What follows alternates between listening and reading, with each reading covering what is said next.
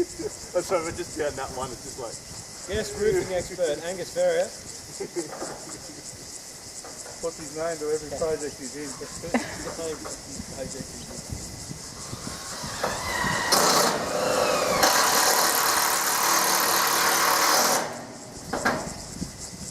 Alright. You move on top and holding the progress here.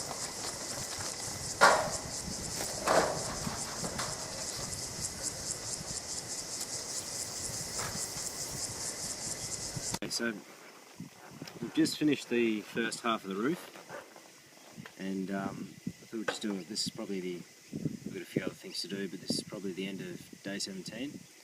And what we've done is, with the help of our friend Gus Ferrier, the way you put the roof on is you get the sheets of iron, and these are 3.1 metre sheets of iron. I think they're 700 millimetres wide, and you run a string line from one corner to the other corner, and then widthways and then lengthways, and get that square. So you want a square edge at one corner, and then you line up your first sheet of iron with that square edge, and you run your bottom sheet along here against that string line.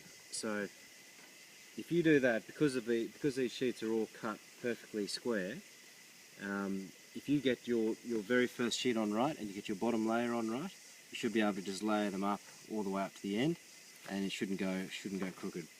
And that's happened so far. We've got these are just two sheets. There's about 6.2 metres on here, or about 6 metres with the overlap.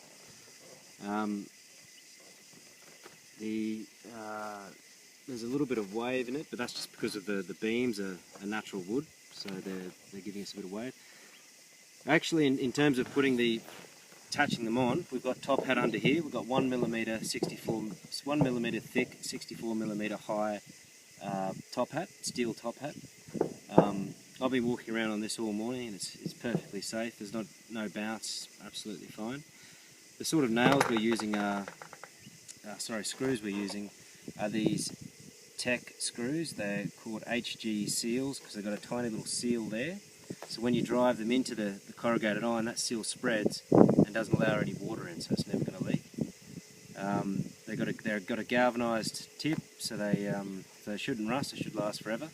And they also have this part here is a metal screw. As you can see, it's a self-tapping metal screw, so it'll go straight through the iron. It'll go straight through the top hat and secure them both in.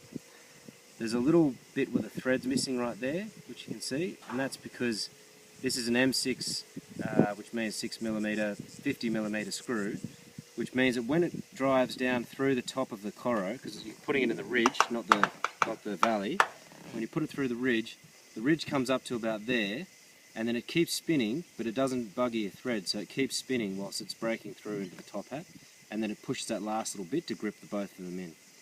So I'll show you what that actually looks like though.